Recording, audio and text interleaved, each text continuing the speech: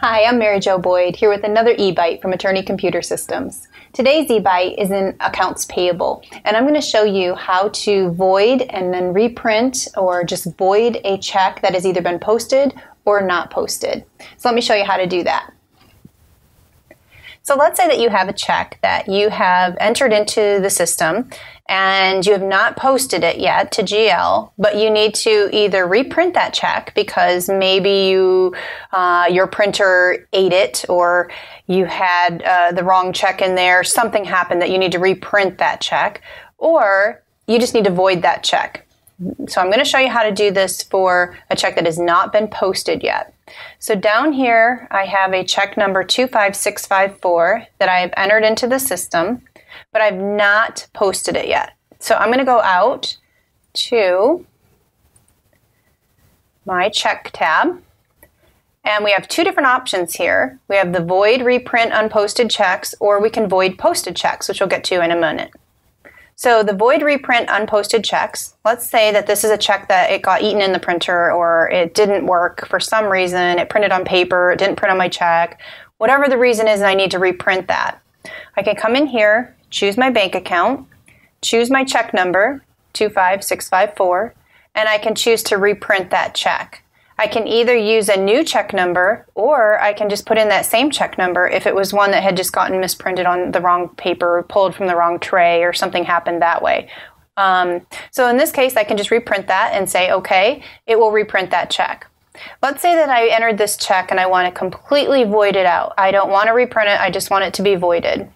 I can then just check this box on the void check.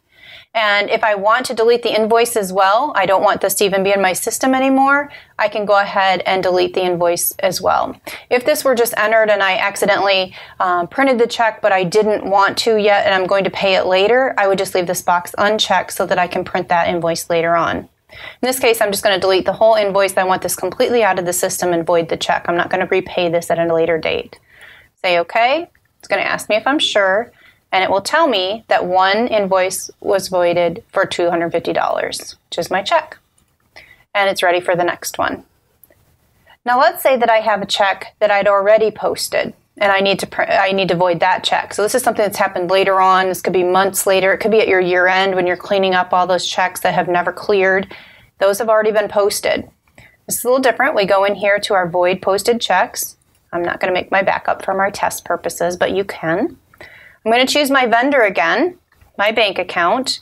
In this case, I'm going to use check number 25002 because I know this one has been posted. And I am going to delete the invoice as well. I can update my vendor totals for my month to date, my year to date, and my total to date, or just my year to date, total to date, or my total to date only. These all are what shows underneath my vendor totals, underneath each vendor. And then the void date that I want to void the check for. Say OK. It's going to tell me that there were Tabs3 costs associated with this check. So in this case, we actually have costs that we've put into Tabs. It will not delete those out of Tabs. So if you have some kind of an association there, you don't have to worry about that being deleted out of Tabs. The client can still pay that, or you will have to manually go over and take that out. That's what this is telling you here. So I'm going to go ahead and say yes, and it was successfully voided, and now that check is out of the system.